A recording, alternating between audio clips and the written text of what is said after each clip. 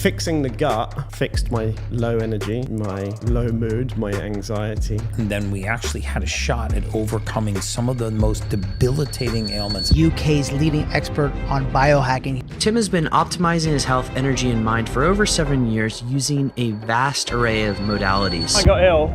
It started with urinary tract infections and kidney stones. I was in and out of the doctors and I said to him, like, what's wrong with me? And he shrugged his shoulders and said, can't find anything wrong. And yet, I was falling apart. What are a sequence of activities that you think every human being should be doing that could change the trajectory of their life? The first thing that anyone should do is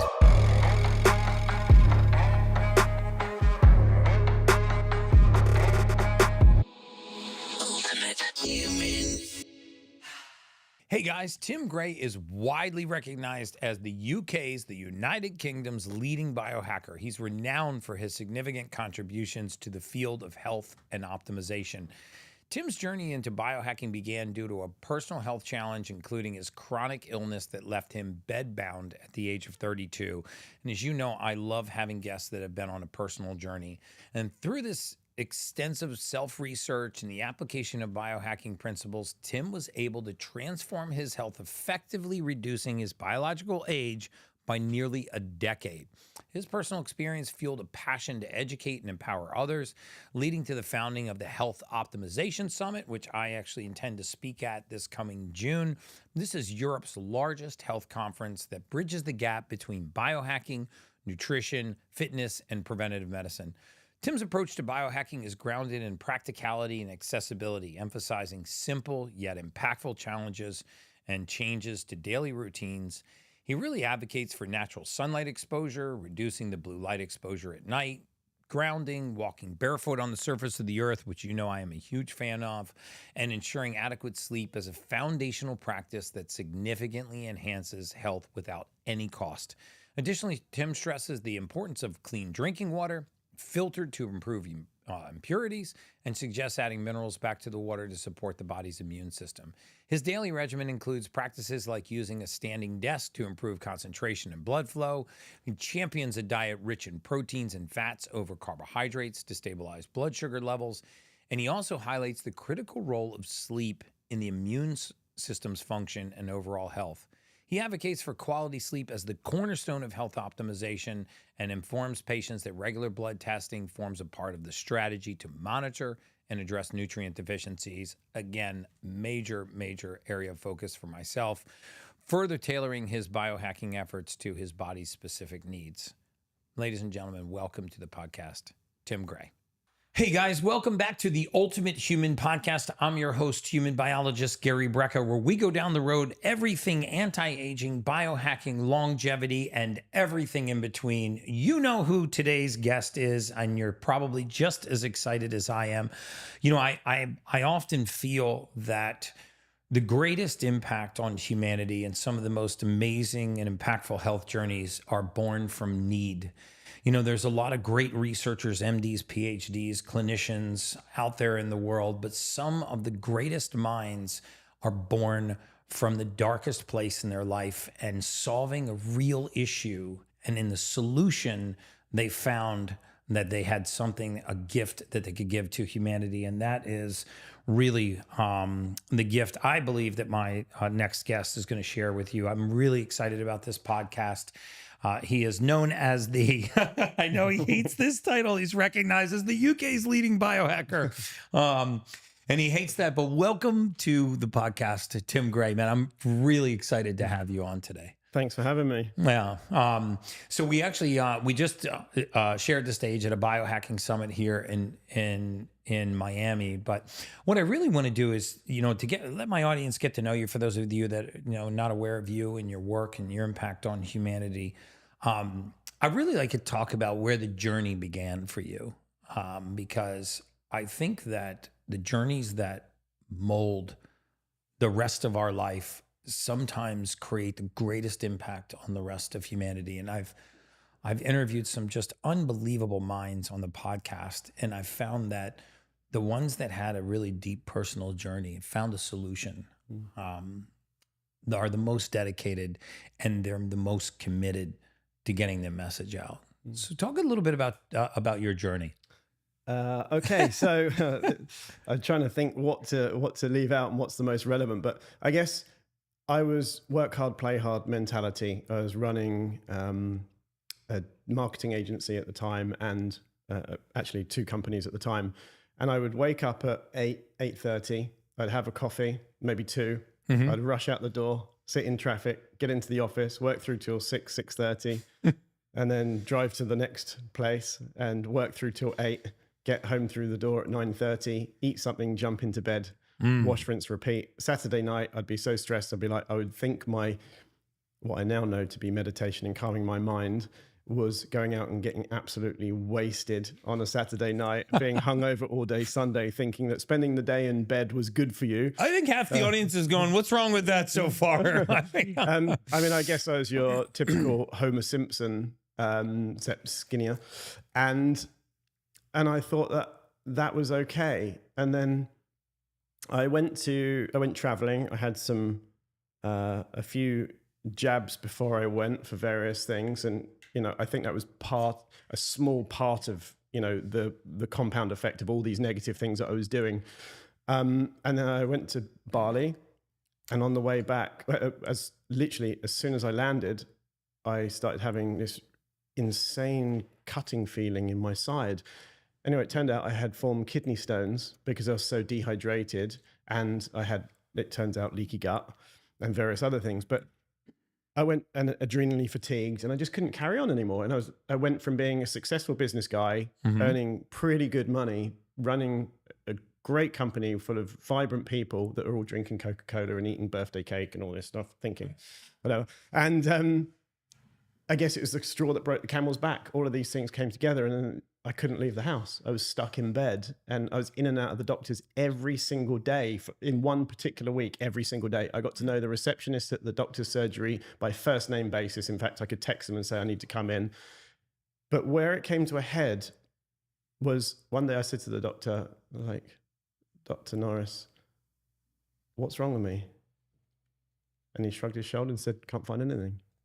Can't find anything. There I was, found out to be adrenally fatigued, kidney stones, bloating, digestive issues, prostate infections, urinary tract infections. And how old were you at this time? So I would have been 32, 33. Wow.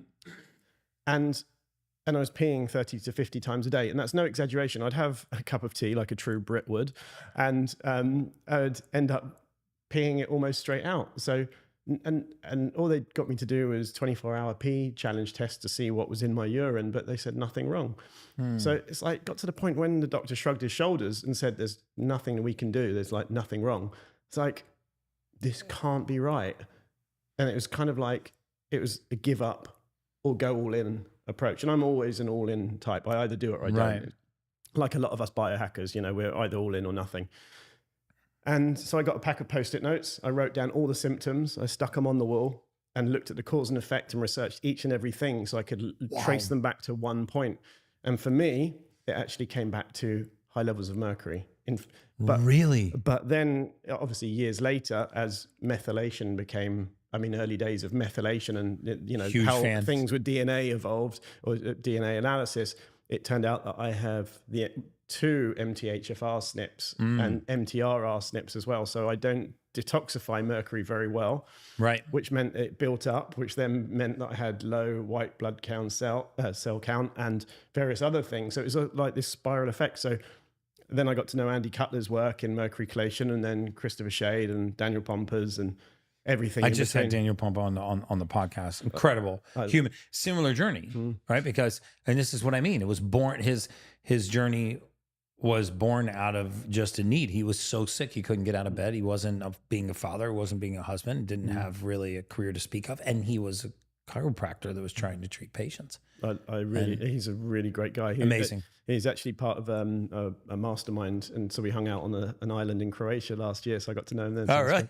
But, so really, it turned out that it was mercury poisoning, which meant things like antibiotics that I was on for 3 months ruined my gut, which means I wasn't digesting food properly, which meant I then got deficient in nutrients. And also because of the gut issue, it turned out that the frequent urination was actually low in minerals. So I tested one by one different minerals to see what helped me retain the water. And for me, the thing that went from peeing 30 to 50 times a day to peeing 5 times a day within 48 hours was adding potassium into my diet. Wow. That's it.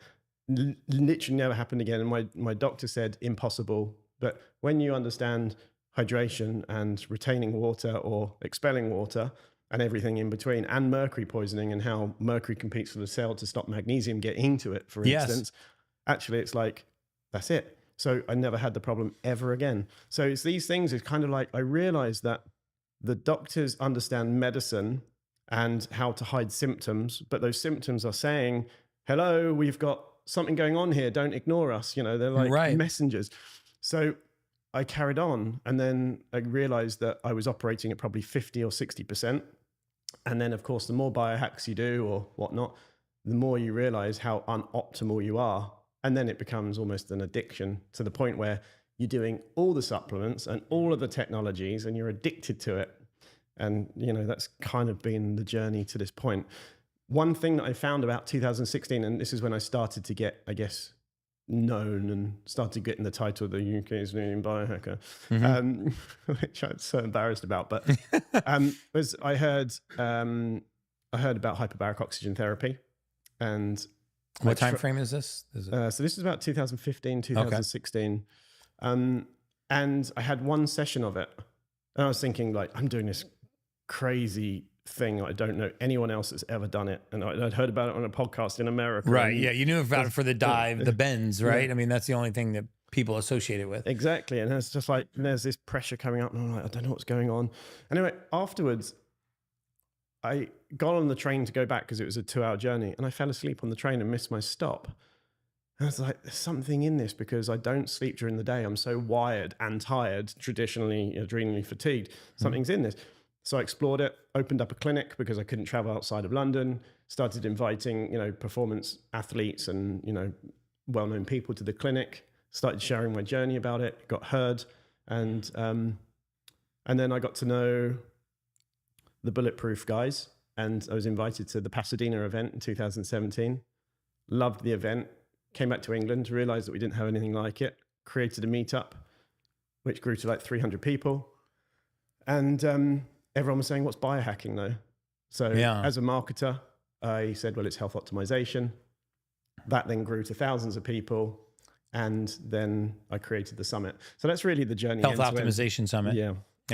And so, you know, looking back, but first of all, I'm a huge believer in the basics, right? I mean, human beings need 91 essential minerals. We need 8 essential amino acids. We need 3 essential fatty acids. As you become deficient in those just basics, you get the expression of disease, which is what you had. You know, you have the expression was frequent urination, but it wasn't a pathology or a disease. It was a deficiency. And I'm an enormous believer in that, you know, the majority of time people are not as sick as they think. They are deficient. So, you know, looking back, what was it that the hyperbaric chamber did for you, and that was such a game changer in correcting this? I was a mouth breather. I was a snorer, and I wasn't exercising properly because I was so fatigued. And I was seriously unoxygenated. And because of the antibiotics and the gut issues, I wasn't utilizing the nutrients properly, and so oxygenation, obviously iron levels weren't particularly great. Right. And I just wasn't oxygenated properly. And my brain, and my posture was even worse. It's one of the things that I have to work on. As an ectomorph with really bad posture and tight muscles at the front, I have to always work on my posture. I always have to push working out, even though I'm super skinny. I work really hard on that. The point is, you work really hard to be skinny. No, really, really hard to actually keep any muscle on it. I mean, it's like, actually, I was talking to Ben Greenfield about it, and he's like, I'm an ectomorph too, dude. And it's like always hard to continue to build. So it's like, I have to work like most people do to build just to maintain. It's crazy. So the point is hyperbaric. And anyway, I felt like it gave my body one of the major building blocks that I couldn't get until I changed my posture. I got into nose breathing. I was hydrated properly, and I'd fixed my gut. So I think hyperbaric was a shortcut, which kept me going. And I was doing a session every single day at one point. every single day. Yeah. 90 minutes? Yeah. No, Wow. well, 60 to 90 minutes, 60. depending on how much work I had and whatnot. And it was great for about 6 months. And if I did one session a week, my energy peaked, and then over the week it came down. If I did 2, it kind of like improved longer. 3, perfect. Above 4, it was just no difference. So I then tapered it back to 4 times a week. And then when I had fixed the hydration and my gut and all these things, I found that hyperbaric is great before and after travel, but doesn't really do much for me on a day-to-day. Right. And for the folks that are not familiar with hyperbaric, I mean, talk a little bit about what hyperbaric is. I mean, pressure and you know, what sort of physiological change and impact is it having on the body? Yeah. So depending on the atmospheric pressure, we dissolve significantly more oxygen in the blood when we're under different atmospheric pressures. So with a hyperbaric chamber, you have 95 to 99% oxygen via a mask in a chamber where you have increased atmospheric pressure. So you dissolve more oxygen in the blood, basically. So for when the body is struggling to get oxygen or doesn't have enough and it's suboptimal, having hyperbaric, I think it's up to 15 times the amount of oxygen available to the body to repair. So for instance, people typically know hyperbaric, as you mentioned, for the bends, so from diving problems, but actually it's now being recommended quite frequently for people with diabetic foot wounds, for instance, where they'd usually have to have their foot amputated. Right. But having hyperbaric actually gets it healing again, so they don't have to have it amputated. That's how amazing it is from getting you to heal from the inside and out. Now, the interesting thing is like clients that we had, and I use the word clients, not patients, because we were a wellness center when I had my clinic, the amount of people that had hyperbaric, they did very well with it. They started healing better, but then couldn't commute into London to do it. So we gave them breathing exercises of 5 minutes of breathing exercises and movement at the same time. And they found that they didn't need the hyperbaric so much anymore. So it's just showing that sedentary lifestyle, as we know, is one of the biggest issues for short life. Well, these people weren't moving around enough. They weren't exercising, and just giving them simple breathing exercises and some movement help fix that. So hyperbaric basically oxygenates your body and helps it heal from the inside out. And as we know, we can't go without oxygen for very long. So what happens if we're just a little bit deficient for over a period of time? The body is in a protection mode, which means it can't be relaxed. We're in a sympathetic versus a parasympathetic state, and then we're never going to heal. Yeah. So we're not in rest and digestion. I mean, first of all, you're like hitting on some of my favorite topics, and I'm a huge fan of breath work and some of the simple things that you can do that don't cost anything that will change the trajectory of your life. And I think the problem, if there is one, with things like sunlight and grounding and breath work is number one, they're free. Number two, they're very easy. They're portable. You can do them anywhere. So people don't really think, well, how can that have such an impact on my health? I mean, I can harness that every day. I could walk right out on my balcony, expose my skin to sunlight. I could do some breath work. I could touch the surface of the earth and ground. And they really poo-poo the impact that could have. So interesting point on this. One of the patterns that I saw quite a while ago, actually, and Dr. Ted Akikoso actually succinctly said it, but after, and I love it, and I talk about it quite a lot, is that everything that we call a biohack is using technology to mimic a natural environment. I agree with that. Hyperbaric, breathwork, clean air, red light therapy, sunrise, sunset, like grounding bed sheets, shoes off in the grass, remineralizing and reverse osmosis water, for instance, natural water, all of these things is like, so whenever I see a new technology now, I look at it and I think, how is this mimicking nature? So when people say, well, I don't think nature actually is impactful, you're actually just looking at a slightly diluted version. The natural one that our body evolved using, and then using some of these devices is like bombarding it with to fill the deficiencies. Right. So that's the pattern. So that's why, like, Dr. Ted Akikoso actually says the prescription for optimal health is eat well, sleep well, hydrate well, ground well, love well, move well, breathe well, sun well. Yeah. And I think it's not as sexy as saying buy this grounding bed sheet or buy this red light device. And people want they want the painkiller, not the multivitamin. Right. So I think when it's wrapped up together, as in like, do you do eat well, sleep well, ground well, it's almost a branded product, which then people can attach to and say, oh, here's my tick list for the day. Right. So this is, how I think that going from a complete layman and not knowing anything about health and not even caring about it to being an addict of, 50 plus supplements a day and all the technologies and not doing the basics, realizing that the basics are connected and then doing the basics and then the other things as a bolt on. You go through this, I'm trying to remember the name of it, but it's like when you think you know everything, but actually you know very little. Yeah, there is a name for that paradox. Kirk, something I can't remember. But the point is you've got to know nothing to learn something. And then when you learn this, you then break it down into the basics. Mm-hmm. So in fact, I gave a talk in India a few weeks ago, and they're all pro biohackers, like many billionaires in the room, many of the top biohackers, which I will not mention the names. And I said in my talk, because I was asked to give one ad lib, mark down these 12 things on a 1 to 10 scale of how well you do it. So eat well, sleep well, hydrate well, whatever, detox well, et cetera, et cetera. Mm-hmm. The average score was 58. Wow. Out of 120 points. And when I had 105 points when I did it, I thought, I'm a slacker. It's like, so actually 58. And I said, okay, if you're under 100 points, for every supplement and technology you have, take off 2 points. For every technology and supplement you have. Take off 2 points. If you're over 100, then add on 2, because then it shows that you're either a novice or a pro. I'm not going to say how many people ended up at 0 or a minus. Wow. That's the thing. So the point is even the pros sometimes get so stuck in the woods that they get lost for the trees. Is that the expression? Mm-hmm. Taking it back to basics, nailing those, and then the body should operate as it needs. And then, to your point, fill the deficiencies. Yes. Give the body what it needs. Yeah.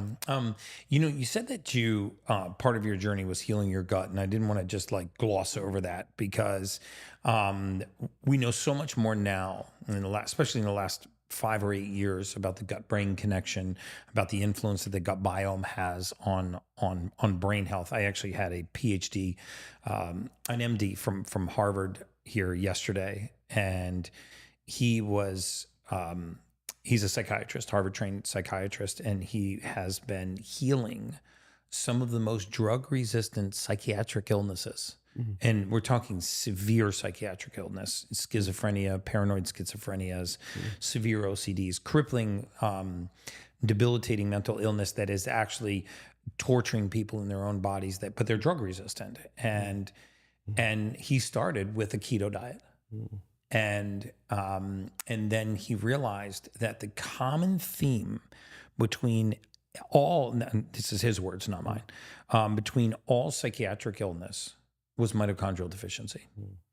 And if we started at the mitochondria and worked our way out, and then we actually had a shot at overcoming some of the most debilitating ailments, and the pushback that he got from his community to say, you're going to have me eat a freaking avocado, rather than take it's not that simple, but, rather than, take an SSRI. And he said, yeah. Because the patients that I had and he discovered it by accident, because, he had obese patients that were drug resistant, and he was like, well, look, at least we can address the obesity. And he would address the obesity, and then, wow, the mental illness would go away. And so I wanted to sort of dive into your journey on the gut, because leaky gut has got to be one of the most overlooked things in all. So I'm just going to put a marker on that as leaky gums is also a thing. Mm-hmm. And my friend Dr. Dom Nichwitz talks about leaky gums and leaky gut, and they're quite intertwined. So I'll touch on that point. Yeah, I'd love to second. go down that road. But the interesting thing about schizophrenia or bipolar disease or any of these things, and typical medicines, again, they're a good plaster. They're like a fantastic plaster. We know that they work for many people. However, there was a study, and I can't quote the specifics, but from my psychology journey, 'cause I started psychology back in 2003, and have been doing it ever since. But one of the things that I remember reading was that there was inmates that were tested for deficiencies. And the ones that were schizophrenic or had the most extreme mental issues were deficient in certain minerals and vitamins. Mm-hmm. And when they replaced these, their personality is completely changed. Now, if we think sidestep for a second, mercury, we have the saying, mad as a hatter. Mad as a hatter, yeah. Because of the mercury they used in the lining of the hats. Now, if you look at how the cell looks, and this is, I think it's Professor Kane's work, actually the brand Body Bio is grown out of this, is if you look at the cell membrane with mercury toxicity, you can see it's almost like barbed wire, and it stops magnesium getting into the cell. So mercury toxicity ruins the cell membrane, stops nutrients getting in, stops toxicities getting out. So therefore, mad as a hatter, you can see the cause and effect in this. And from my post-it note exercise I mentioned earlier on, this is exactly what I found because I was depressed or unhappy. Now, the sidestep for that is if you look at SSRIs or depression, if you ever have done MDMA, for instance, you would know that 5-HTP is fantastic to boost your serotonin the days afterwards. And they call it Suicide Sunday for a reason. Right. After Greatest MDMA. Saturday of your life next to the worst Sunday of your life. Exactly. And, back to back. I live in Miami, so we're well aware of that. Yeah.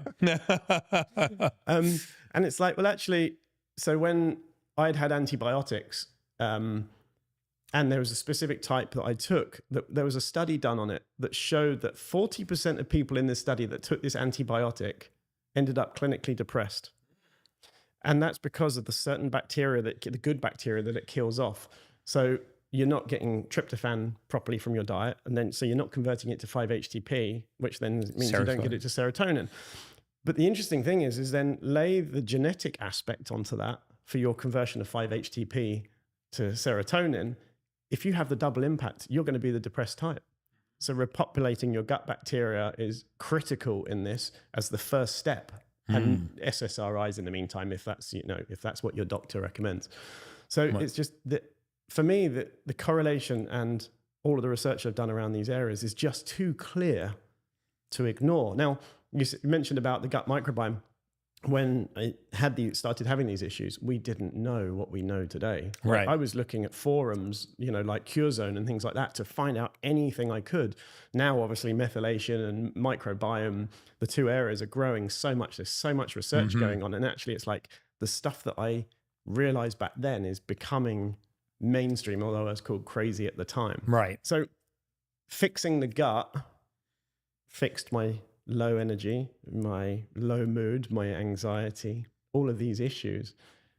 But the one step that I took it further than that was actually, I realized that my digestion wasn't great because of the antibiotics. And stool color changed quite significantly from darker to lighter.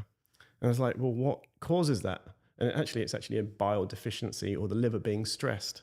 So I figured out by supporting the liver with Swedish bitters, or in the short term taking ox bile, for instance, increased bile flow, which helped detoxification, which then meant your gut is cleaner and your liver's not then reprocessing all the toxins so much. And my health kind of like just accelerated like this. Wow. Now, we're using enzymes, probiotics, prebiotics, any of those kinds of things. Yes. How did you change your... Yes. Everything in between. I one thing that I really must give massive respect to is Wade Lightheart from Biooptimizers, just because I heard a podcast that he did about digestive enzymes and how he nicked a whole bottle every day and how it broke down so many free floating proteins in the blood and how it improved his digestion and how he got 40% more protein from his current diet without adding more protein in because of the right enzymes. Wow. And I just like, this is too good to not understand more of. Now, the thing is we were discussing this last night at dinner with Patrick Porter and Barton Scott. It's like my friend once sat and had his hands over his food like this, praising his food before we ate. And he was a well-known, respected guy in the space. And I was just like, this is out there. This is out there, but I'm going to do it anyway. And he said, since he had been doing it, his digestion was better. So the interesting thing here is, and this is a slight sidestep, but it's highly relevant, is that we evolved preparing our own food. our bodies prepared the enzymes, digestive juices, to break down this food because we're subjected to it as a sense. But now we're handed the food, our body's not prepared for the food, and therefore we don't digest the food as good as we could. Wow. So when you have digestive enzymes, obviously you're bombarded in the system and saying, here's a whole load of enzymes, full spectrum, whatever, helps digest your food. So it's fantastic. So I tested this hypothesis. I had a surgery that I had some metal coils in me, 30 meters of metal coils from years ago. Metal coils? Metal coils, yeah. It was platinum metal coils blocking up a vein because I had a vein problem. Okay. Anyway, they cut them out. But when they gave it to me in like a test tube sealed, and they said, here's what we cut out of you, but we're bin it because of the vein around it. I was like, I got some Biohacking. Yeah. So I put some of the enzymes in the test tube and left it overnight, and it dissolved the whole vein completely. So it shows how it breaks down foods or substances very well. Now, I tested it by having probably about 200 supplements of this enzymes a day just to see what it did. Now, Wade actually said, don't worry, it doesn't digest your body, it digests your food. If you take it on an empty stomach, it then goes systemic, so proteolytic, right, and breaks down free-floating proteins. And obviously around viruses and bacteria, we have a protein, so it helps dissolve that. Yeah, nucleocapsid protein. And then my digestion improves. And added in Swedish bitters, digestive enzymes, prebiotics, obviously, probiotics, based on the ones that I actually needed, not just throwing kombucha down my throat and hoping. Right. And all these things just meant I went from being bloated all the time to concave. and so, you have to attribute that to fixing the gut bacteria. But now there's a secondary issue with leaky gut, right? So the luminal wall of the gut. Was there anything specific that you did to repair the gut? Yeah, I would put it down BPC? to like supporting the liver and having more bile production actually, and removing some of the things that were irritating the gut. For instance, they say that bile from the liver and gallbladder is like dish soap. So it makes the food slip through and all the different digestive processes faster and better. And the more bile you produce, the darker your stool is, with some exceptions. If stuff is stagnant and not moving through fast enough, and there's not enough dish soap to clean, it's going to irritate the gut, which is going to open up the tight junctures. So then it turns into leaky gut. Obviously, as we know now, vitamin D is one of the best things to fix tight junctures. And obviously I was vitamin D deficient severely. I mean, I live in Britain, fully clothed, usually in a 3-piece suit, in London where it's raining. Yeah, no sun, and my vitamin D levels are stupidly You got low. seasonal affective disorder and you're deficient in D3. Exactly. So it's like these, I think the ox bile, which was a short-term fix, and then supporting my liver on the long term, were the main things, and then improving my vitamin D levels. So, because I think that, it's amazing for people that are watching this podcast and need to go on a similar journey to realize that they can kind of take this into their own hands. I mean, you did it on your own. I don't expect them to become that level of citizen scientists, but because of the trailblazing that so many people have done, I mean, the digestive enzymes are out there, the colostrums, even the peptides like BPC 157. Now, where do you fall on peptides? I mean, I love them. I think it's natural medicine, semi-natural medicine. Yeah. It's funny because you mentioned that. It's actually one of the realization moments for me about mimicking nature with technologies was actually, and getting the basics right, was a friend of mine messaged me on Instagram and said, Tim, my girlfriend's got terrible digestive issues. Do you recommend BPC 157 to fix her gut? I said, what's the diet like? She said, vegan. And I was like, what else does she have? Said, just basically plants. So like eating mainly processed plant-based stuff. I was like, why do you want BPC then? Like, why wouldn't you fix her diet? And I'm not saying add meat in if you're, due to your ethics or whatever. I'm not saying that there's anything wrong with that. However, if your digestion is bad and your health is falling apart, why would you want to start with the peptides? You would want to get the basics right first. And that was the aha moment of get the basics right. So I love peptides, definitely. I mean, I've used many different types of them. currently using thymosin alpha 1. For immunity. Yes, exactly. And BPC 157, when I damaged my wrist, I was on a balance board, tried to look cocky, came off of it, Bang. Landed on my wrist. And the physiotherapist that just happened to be with us is like, yeah, you're going to have to take this super easy. I got BPC 157 and I was injecting a vial into it, which was insanely painful around the wrist, especially when you're this skinny. That's skinny. Within 2 weeks of using it, and I didn't use it straight away. Within 2 weeks, it was completely okay, and I've never had a problem with it again. Yeah, so, and I like what you're saying about harnessing the body's ability to heal itself and sort of mimicking nature. One of the reasons why I'm such a fan of peptides is, for the most part, they're amino acid sequences, so they're metabolites. So the body recognizes them, breaks them down, and they help to mimic the natural actions in the body, not chemically or synthetically take it over. So now you fixed your gut. You found your way to hyperbaric, drove oxygen into the tissue. You're turning the corner, and now you go on this journey. You're starting to get the word out. And one of the things I really enjoyed about reading in your bio is you are really a back to the basics kind of guy. So what is a low cost or no cost morning routine? What are a sequence of activities that you think every human being should be doing that could change the trajectory of their life? Yeah, great question. Even in cold, rainy, depressing London. The reason I go simple. Just kidding, guys. If you're from London, yeah, is because I think we've got a lot of detailed biohackers for a start. There's a lot of detailed biohackers and significantly smarter than me. I don't like being, I want to be in the room with smarter people than myself. And everyone is more extreme than me. And I'm happy with that because I like learning from everyone and distilling it and making it easy and accessible, because then it brings more people into the space to then actually become more extreme in the areas they need.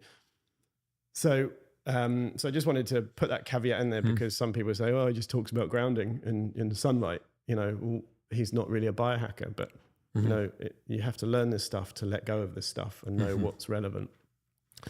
For the morning routine question, I would say the first thing that anyone should do is wake up and have remineralized, purified water to support their adrenals and their electrical system the moment they wake. And, to quote Andrew Huberman, wait 2 hours. I would say that's a bit extreme. I'd say more of an hour for your own cortisol spike, so you don't rely on the caffeine to give you that cortisol spike. Right. Because otherwise you always rely on that caffeine. So wait at least an hour. I saw his podcast on that. It was really, I started delaying my coffee to 90 minutes after that. And it was astounding, the difference. Like, I think when you wake up and go straight to the coffee maker, which is probably what 99% of us do that drink coffee, I think eventually it's just out of habit. It's not out of actually what you get from it. I think yes and no. So I just want to put my perspective out on this because we crave that which we need. Now, processed food tricks our systems into thinking that we need something that we don't. So we want more of it. But for instance, if you look at pregnant women, they crave certain foods which often have the nutrients that they need at that time because of deficiencies. So I think waking up and needing a coffee, or the habit of needing coffee, is the body going, I need cortisol because I'm not waking up quick enough. So it's the caffeine addiction, but also the cortisol spike that we crave. So I noticed that when I actually stopped having my coffee, and I wait an hour, I don't wait 90 minutes just because I love the stuff and it's part of my morning routine I need. But when I delayed it by an hour, I noticed that I woke up so much better, and actually I needed less coffee and I'm not craving it the same. Yeah, and the same thing for me. I delay it 90 minutes, but when I do that, there's a significant difference. I've set up my house so that I sort of earn my way to the coffee maker. I have this little game that I play with myself, and I splash water on my face, brush my teeth, I get in the cold plunge. Then I do this little walk on the treadmill, and then sometimes I'll do red light or just go out and do my morning breath work, and then I go to the coffee maker. And I sort of feel like I've earned it, Atomic habits. This is it. Yeah. I mean, again, very similar to this. So, start with hydration first thing. and then coffee in due course. I then, there's a book I read called The Morning Miracles. And I always struggled with meditation, but so I use a device like the Sensate or Brain Tap or one of these things. But I always wanted to learn to conquer it on my own. And when I read this book, The Morning Miracles, it teaches you savers. So silence, affirmation, visualization, exercise, and reading, and journaling, which is scribbling. So I incorporated that into my task app, so that every morning I wake up and I have this morning routine. And the exercise, obviously I have subset points of that depending on what I feel is right for that day. So if I'm at the gym with my trainer, I don't do the workout stuff at home, but I will do red light therapy and my shoulder opening exercises or one of the biohacks that I have around the house that I feel that I need at that time. But the interesting thing is that my morning routine used to be like 2 or 3 hours long every day. And then I heard a podcast somewhere where they said all the successful people have amazing morning routines and they spend 2 or 3 hours doing it. And I'm like, it's a really interesting point. They do. But on the podcast, it said, well, actually, before that they were successful, they woke up and they grind. Right. And they didn't spend 2 or 3 hours doing this morning routine. But then when they become successful and they learn to structure their day better and they have teams doing stuff, then they have that luxury. So I went from doing 2 or 3 hours to having an hour, including my reading of 30 minutes within that. So it's very basic, but I would... So is mine, yeah. If I was in the country, I would be out in the garden doing it barefoot. But because I'm in the city, I have a Samina bed, so I'm grounded for 8 hours of the day. So I don't need to worry about my grounding when I'm in London. So a lot of these hacks are integrated into my day, just like you say with your route as you get up and walk around until you get to the coffee. I have very similar. And it's, for instance, when I go into the bathroom, there's a pull-up bar. And so I do 3 pull-ups every time. Or like before I get on my rebounder, I've got actually fingertip pull-up bar. So, and so I incorporate this throughout the day because, you know, compound theory, the compound effect is real. And, you know, that can be in negative senses in terms of, just one burger every few days or, you know, just one more drink, you know, all this adds up. Or just one day where I overeat on calories, for instance. Not that I'm a massive calorie person, but for instance, if you have that 3 times in a week, you look at the compound effect and what it ends up as. Yeah. So in the negative sense, it works, but also in the positive. And I think if you're doing 3 extra reps every time before this, or 2 extra reps before that, it adds up. And then all of a sudden it becomes habit and you don't even realize it. So my morning routine takes that form these days. It's funny because I have something I call snacking on exercise. And so sometimes I have the full amount of time in the morning to do my routine. Sometimes my schedule starts earlier in the day than just because there's something that I can't move.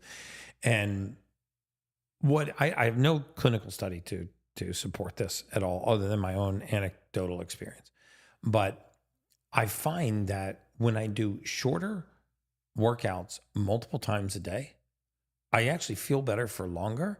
And I actually have seen more of a body morphic change in my body. And by shorter workouts, I mean as simple as like, I got 10 minutes between phone calls, and you don't need a massive gym. I walk into the other room and I grab some dumbbells and I do a set of 25 curls. I do a set of 25 overhead presses. I'll bend over, do 25 flies. I do it because it kind of wakes me back up, and I like that feeling. Maybe it's the endorphin rush. I go back to my desk and I sit down at my Zoom call starts, and I'm like, I'm awake. I haven't done much. I mean, I got my heart rate up just a little bit. I'm not sweating. I'm usually in the clothes that I'm in my taking my call with, and I really actually enjoy this snack on exercise. I mean, when I travel, I'll do air squats on the plane, air squats in the hotel room, push-ups in the hotel room, rounds of breath work, and I'll just sort of sprinkle it throughout the day. And I really want to do a randomized clinical trial on it, because what I've found really anecdotally is I feel better throughout the day, and I notice in the mirror the changes in my body are more profound than when I did, when I dedicated the full 45 minutes to my workout in the morning, or an hour. And then sometimes what would happen is I would realize that I don't have an hour, so I would just skip the workout instead of doing, hey, well, I do have 20 minutes, but I would just think I couldn't get it done. So is yours a set routine that you do every day? No, I vary it. I mean, because it's London and I don't have a gym at home because it's locked. It's London. Yeah, it's London. So I see my trainer 2 or 3 times a week, and then in between do my own thing for that. But it's interesting because you say about doing it throughout the day. So you're getting the body moving, you're getting your heart rate up, you're oxygenating yourself better. And if we think evolutionary, like caveman, the usual example, it's like they weren't going to the gym and working out for an hour a day. They were doing stuff throughout the day, ongoing, and that's how we've evolved to operate and grow. And the muscle growth is a result of the damage, because it says we need to be stronger, otherwise we're going to damage our body. So it then naturally progresses over a period of time. So the more you're doing it, but giving your body time to recover in between and take the nutrients into repair, the better it is. So evolutionary speaking, it makes absolute sense to do it scattered throughout the day. And I always felt like, a good workout was when you really got in there and you really got after it, and you did a drop set, and you did, you did also some heavy weight, and you did some high reps, and you're sweating, and when you go into the locker room to change, you're like, okay, I earned that workout. And yet when I sprinkle it throughout the day, I don't feel like I've ever really blasted myself. But it's almost like it's little like dopamine dings throughout the day, and I feel better. Most of us have a very difficult time meeting our protein needs, and certain protein sources like whey protein and others can be as little as 20% absorbable. This is 99% absorbable, and it has all of the essential amino acids that the body needs to build lean muscle, to recover, to improve our exercise performance, and most importantly, to repair after we have intense exercise. So this is called Perfect Amino by Body Health. It's, like I said, 99% absorbable. It only has 2 calories.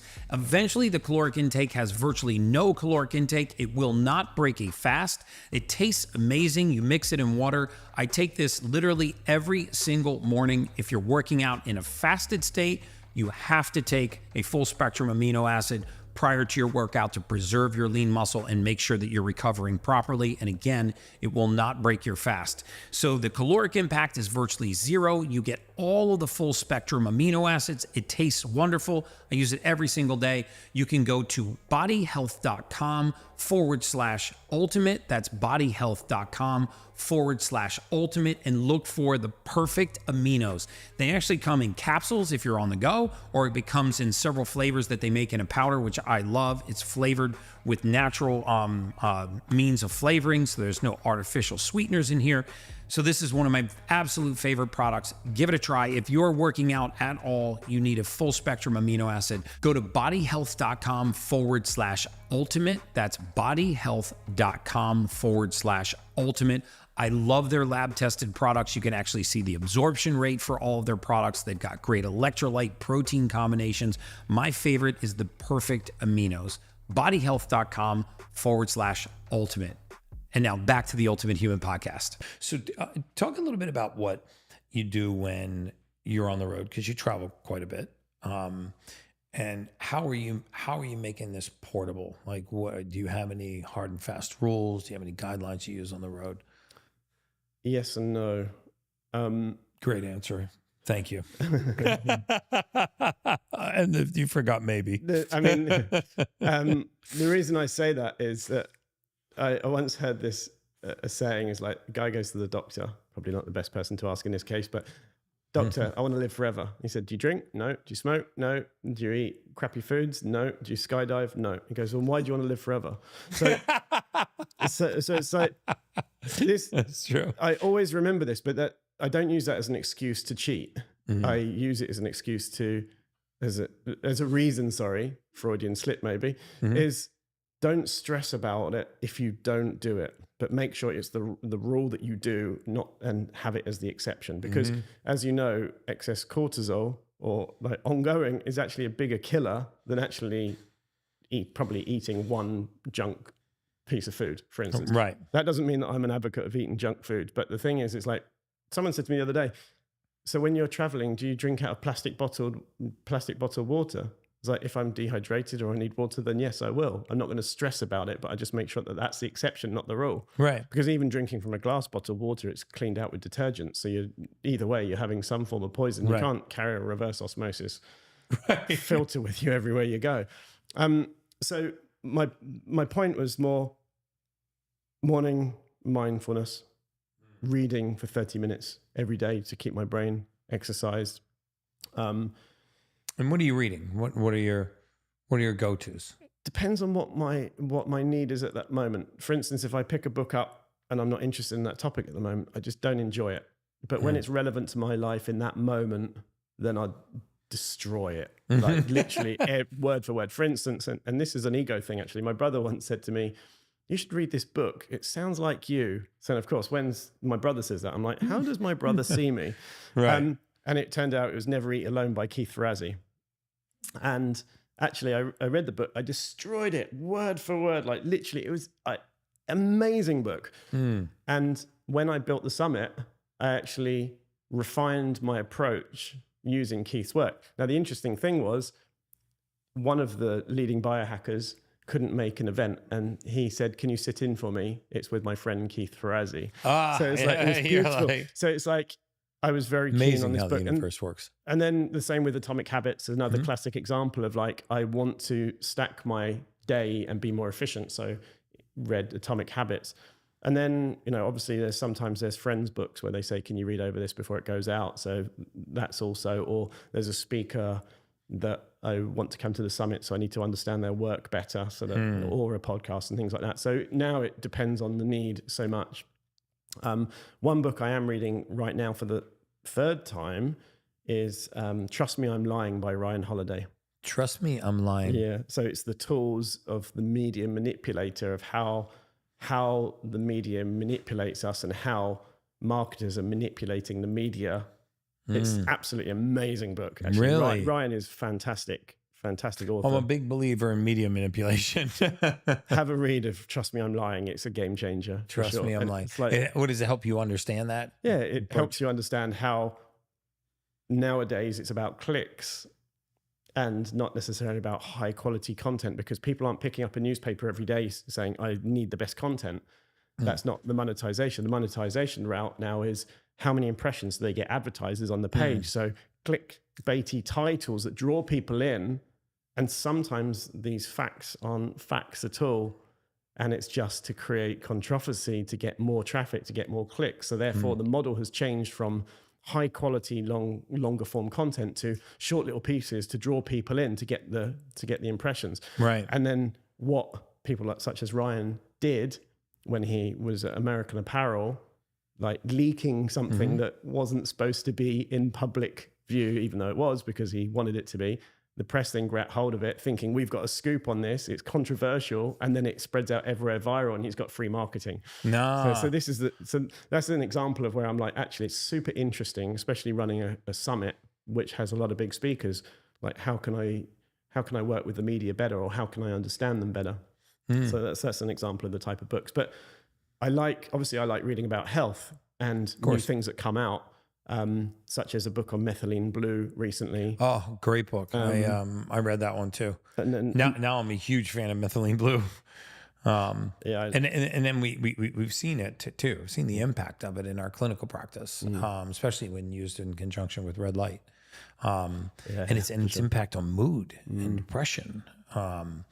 And not that our clinics treat a lot of mood disorders or depressive disorders per se, but I mean, nearly everyone that takes the 10 milligrams AM PM and then does the red light reports like, wow, I just feel great. Even after a single session. Yeah, I love it. Actually, I had 270 milligrams a few days ago when I went for a procedure in Sarasota. By IV? Yeah.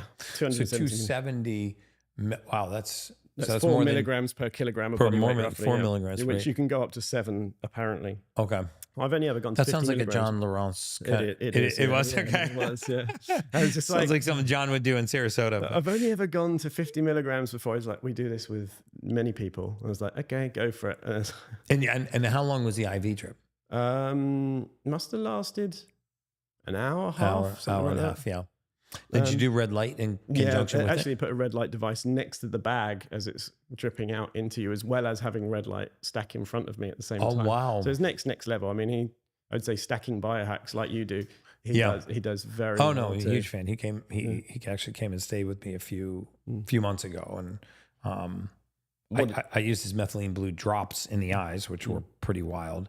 And when I was done, and we did some horizon gazing, we did some, because when you're first doing, you're like, okay, this is a little out there, but I'm going to do it. And I used these drops. It was pretty impressive. I go, could I work that fast? I really feel like I'm looking through a 4K screen.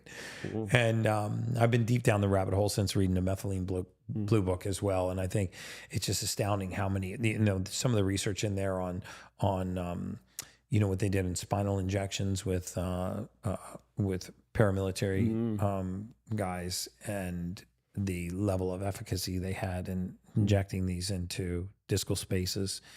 And then also the oral limits of methylene blue, and really the low risk profile.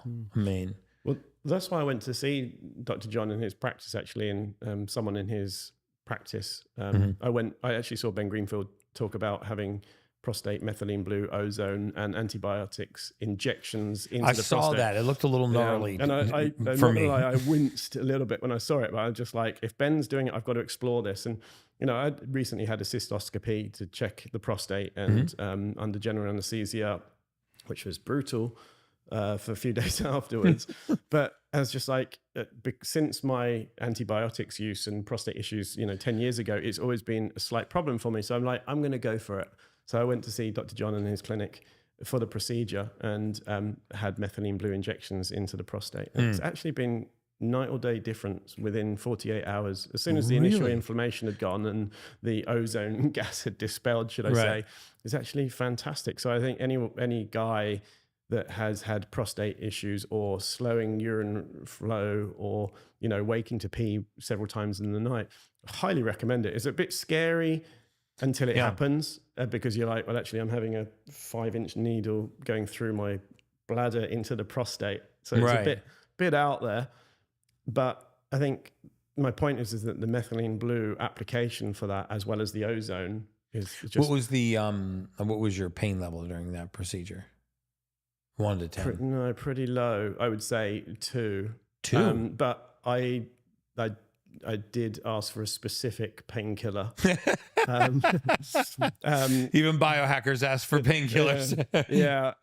So I was half out of it. But, they do use one of the traditional painkillers as well, which they inject in at the same time, and nitrous oxide often as well. But I asked for something else IV, which, to be honest, I came around afterwards and completely fine, and nothing. I felt like, a little bit sore on the belly, but I would say pain level 2, if not less. And when you say 48 hours, you noticed improvement. Was it the urinary flow, the stream had just improved dramatically? A lot. And how long ago was that procedure? 6 days ago.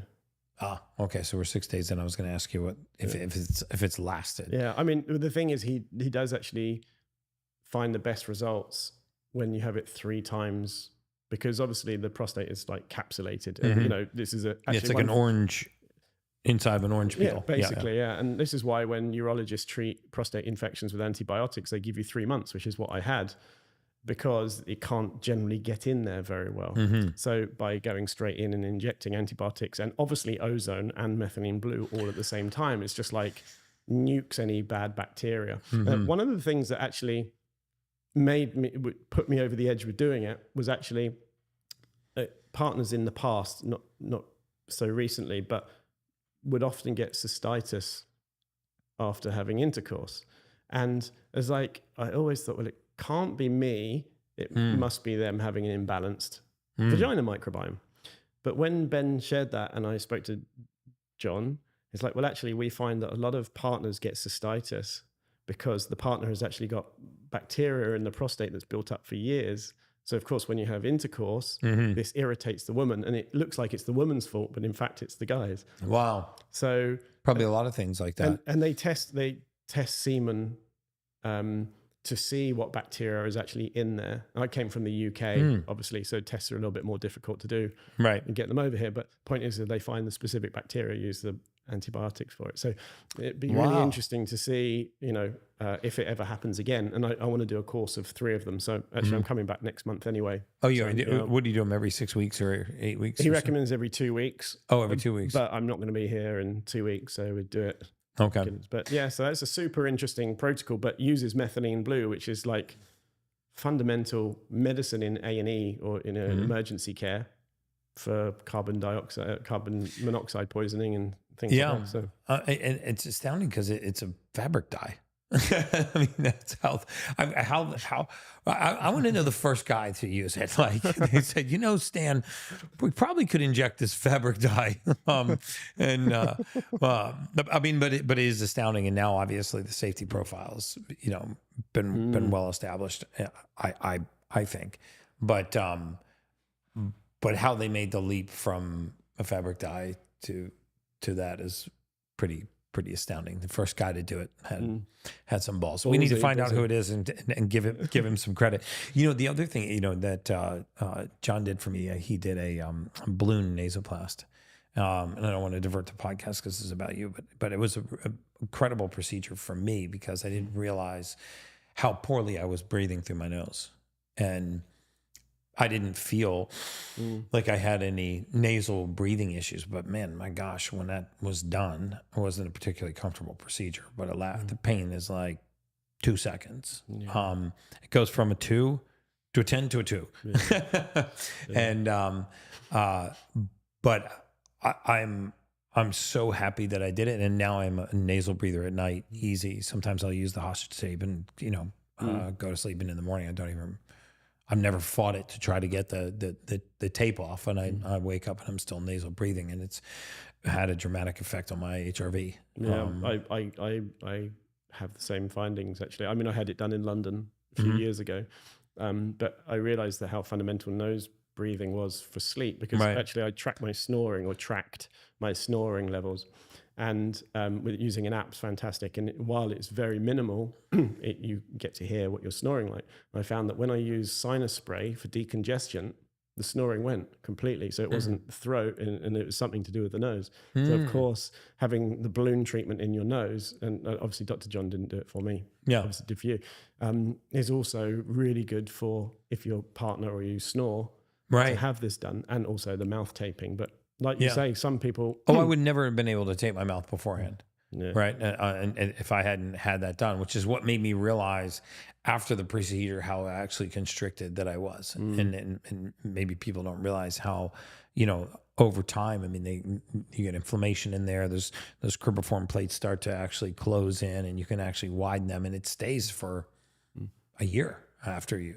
My cheeks, and face structure has changed since I've been doing nose breathing. Now really? It's probably 3.5 years, and you can noticeably see, and also inside the mouth as well. The oral cavity has changed. So that combined with chewing gum and nose breathing, in fact, my jaws improved instead of just being like all one piece, and my cheekbone structure as well. So it's really like fundamental stuff again, and it's basic things. Yeah, I agree. I think before we wrap up the conversation about your journey in the gut, this weekend you spoke about not just oral hygiene, but the impact of the oral cavity on the rest of the biome. I had a phenomenal biologic dentist on named Dr. Gandhi a few months ago, and we put out a podcast, got heavily censored because the dental community basically said there is no connection between teeth in the mouth and individual organs in the body. And you and I are definitely not on that bandwagon. But so talk a little bit about what you did with your oral cavity, and before we got on the podcast, you were talking about some issues you were having in your gut and how they instantly went away. I had a similar experience, and now I am a huge proponent of biologic dentistry. And the more I read and study and investigate it, the more I realize so many pathologies and diseases and dysfunction is happening in our bodies because we're not taking care of the oral cavity. So I think, first of all, just massive respect for dentists for fixing bites, because if you've got a bite problem, fantastic. Let's be honest, they sort it out. But in terms of health, are they trained in health specifically? Not so much. And, we know very well that certain teeth infections can cause heart issues. We find the same bacteria in cardiovascular disease that we actually find in cavitation. Exactly. Yeah. And so we know this, and yet they say teeth aren't connected to the body, dentists. The problem is they just haven't been trained in it. And if you think about the mental impact, the psychological impact on dentists, for instance, being told they've been putting mercury, which is toxic to people, in people's mouths for 20 or 30 years. Like, actually, I'm here to help people, not harm people. So we have a natural bias, or they will have a natural bias to think, no, I'm not wrong here.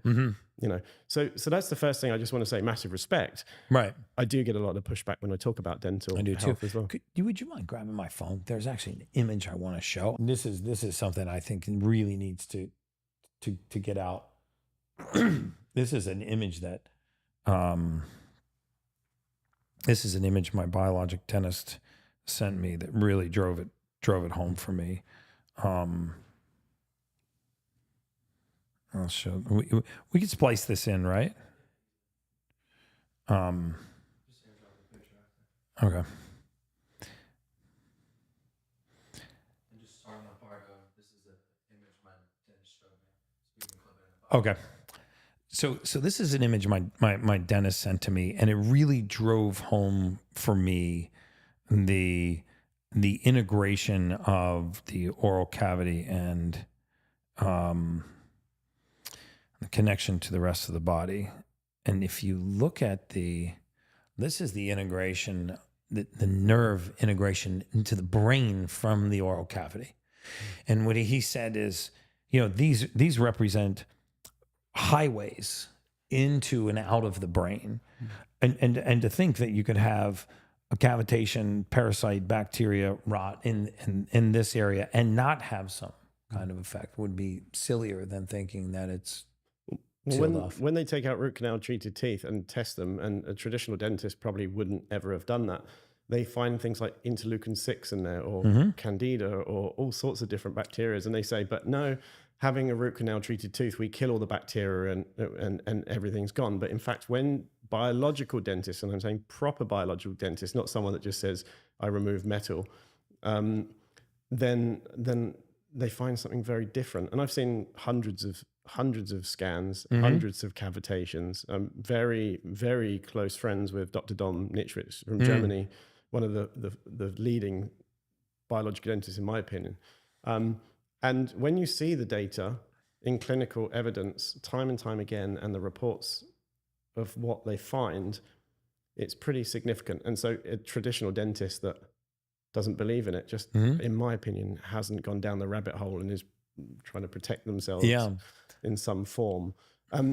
With regards to that nerve and the brain picture, I mean, some people get migraines, and often if some people get had a root canal or mercury filling or whatever it may be, get migraines, and often it can be behind one of the points of the trigeminal nerve right here, which is why some people have pressure headaches here. Obviously it can be for other reasons, having a migraine, such as dehydration, but the point is that people that often have a lot of migraine issues often have teeth issues, such as root canal treated teeth, or cavitations, having these bacteria that the body's always fighting. So it's always in fight or flight. So you see, after people have had, and there's a concept called the all-in-one concept, where actually they do all of the dental work in a few days, so the body heals once, all the toxic burden's gone.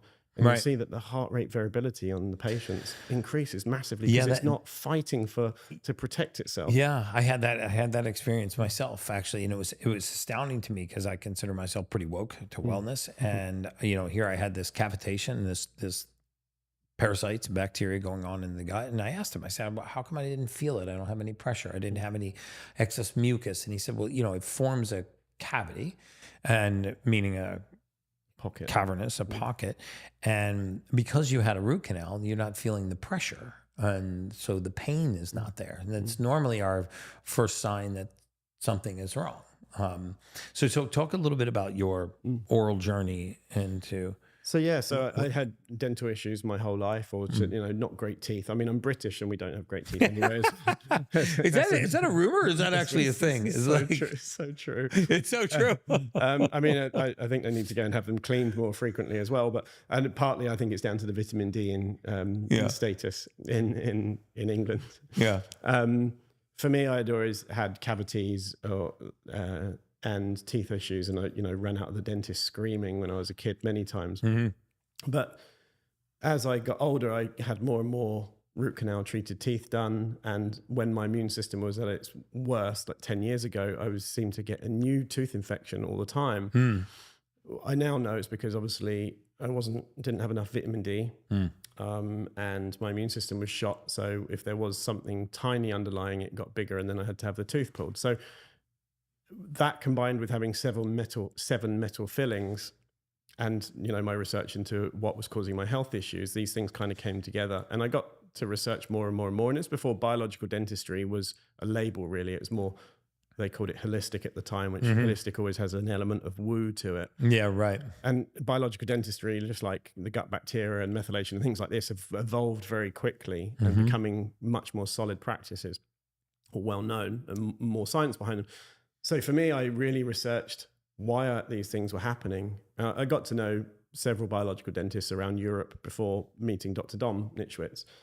And I had a tooth, it was the lower left 5, I think it was, that when I went in for surgery, and I'd had a sinus lift as well to rebuild the bone so I could have an implant here.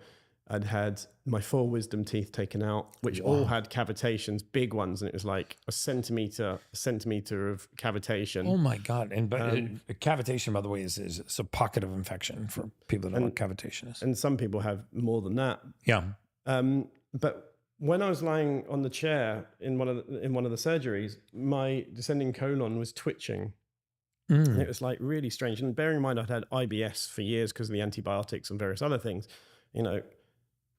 and it was twitching, and I couldn't say anything because I was semi-high on everything that had been injected, and my mouth was full of people. Right. Full of people. And IV hanging out my arm and all this stuff. And I couldn't say anything. But I said to Dom afterwards, I was like, my digestive system was twitching. He said, which tooth? And I said, this one here. He said, that's because it's on the meridian for your for that part of the digestive system. I never had IBS after that day again. And I tried. I mean, I optimized my microbiome. I did all of the things that we discussed earlier on. Yeah. But nothing was the nail in the coffin for it. But that surgery was. And that was back in 2019 now. Oh, 2019. That's where it's just, I think it's becoming more mainstream because you have real, biologic dentists that are platforming it. But I've had a experience on my own. So sort of bringing all this together. I mean, we've wandered around a lot. I have sort of a split audience. Some are ultra woke biohackers, and sometimes I feel like a lot of ultra woke biohackers just speak to ultra woke biohackers, and we don't bring the message down to humanity very often. But for the masses, what is your message, for people that are starting this journey? Like, where do they begin? In the whole myriad of possibilities out there, where do they start this journey into biooptimization? Very good question. I know. I knew that would get you. I was trying to actually stump you, and I clearly did. My mind is going staring off into the abyss, completely devoid of thought. I got it. this. It's like when someone says, what's your I favorite know, meal? I do the same thing. It's like, what's the single most important nutrient in the human body? I'm like, that's a great question. I hate being put on the spot like that. And that's why I'm doing it It's today. the same whenever anyone asks me my favorite book or Yeah, my I favorite know. meal. And I'm just like, I don't want to pick one. There's like, it depends Just on the go with the category. Bible Yeah. and then you're good. You're safe, you know? I would say that if you wanted to start optimizing yourself, no, we, and not to sound like everyone talking about sleep right now, but we sleep to reverse the damage that we've done to our bodies during each day. And if we look at sleep like it's a tick box, I'm tired, I must sleep, then we not have enough time to reverse the damage that we've done on that day. And sleep should be respected as one of the most important things that we will ever do. Even though it's downtime, it's healing time. And obviously, you know, that brings in blue blocking glasses, you know, after sunset, and, you know, making sure you align your circadian rhythm with seeing sunrise whenever you can, and making sure you don't eat within X amounts of hours of sleep so that your body is not obviously digesting too much food. I would say, you know, understanding that is the single most important thing you can ever do. Adding things in like, you know, an Aura ring or ultra human ring, or, you know, whichever ring or tracking device of your type will give you an idea of what 30 mile an hour feels like when you're driving a car. And until you've driven a car at 30 mile an hour, you don't know what 30 mile an hour feels like. And you can't gauge it naturally. And it's the same with tracking your sleep. Unless you've tracked it, even if it's for a week or 2 weeks, you don't get that internal feeling of what a good sleep feels like, or what, for instance, drinking alcohol does to your heart rate variability or your oxygen saturation or whatever. So I'd say respect sleep. Know it is the single most important thing you can do for your health, and track it for a period of time. Like, there's nothing more powerful than that. You know? Yeah. Well, I love that, because I've heard a lot of answers, and, you know, that's arguably, you know, one of the best. And, you know, as I wind down every podcast, I ask every guest the same question. And there's no right or wrong answer for this question. No pressure. And it is, you know, what does it mean to you to be an ultimate human? Boy, I got him twice. Back to It's back. not often I'm stuck for words. I I gotta be know. honest. That's twice in Probably one tell podcast. I'm an buddy. extrovert that likes to talk. I'm gonna blast this all over the internet. Just the blank stare. Greatest biohacker in the world goes blank. I would say the abstract of being an amazing human being to other people. And that doesn't mean at your own expense, but, you know, it's known in the biohacking space, you know, the better your mitochondria or the better your energy, the nicer human you can be. And that's just quoted by various biohackers multiple times. Yeah. But when you've done all the detail, ultimately it comes back down to your relationships and how you are as a human to other humans. Because you know, that's one of the biggest indicators for a successful life in tribal times. So if you can't be a good human and help other people, not again at your own cost too much, where you're in a savior complex, I think that's what an ultimate human is, because it means that they're doing all the work to be a great human. You know, everything before it, and how they treat people and look after people and those around them, and how well they love and accept love, you know, is a heuristic for everything else below it. And if you're not sleeping well, for instance, we know how easy it is to bite, you know, or be snappy when we haven't slept well. Right. Well, you can't be a good human if you haven't slept well. So everything else falls below it. I think that's amazing. Tim Gray, thank you for coming on the podcast today. It's been absolutely astounding. Where can people find you if they want to look? Tim Biohacker on Instagram is probably the most accessible place. Tim Biohacker on Instagram, and where can they find out more information about the summit? So healthoptimizationsummit.com.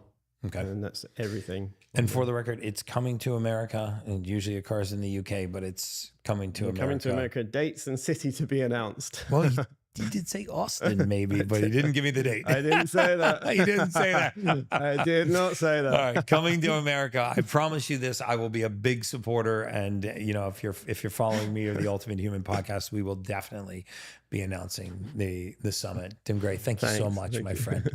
And as always, that's just science.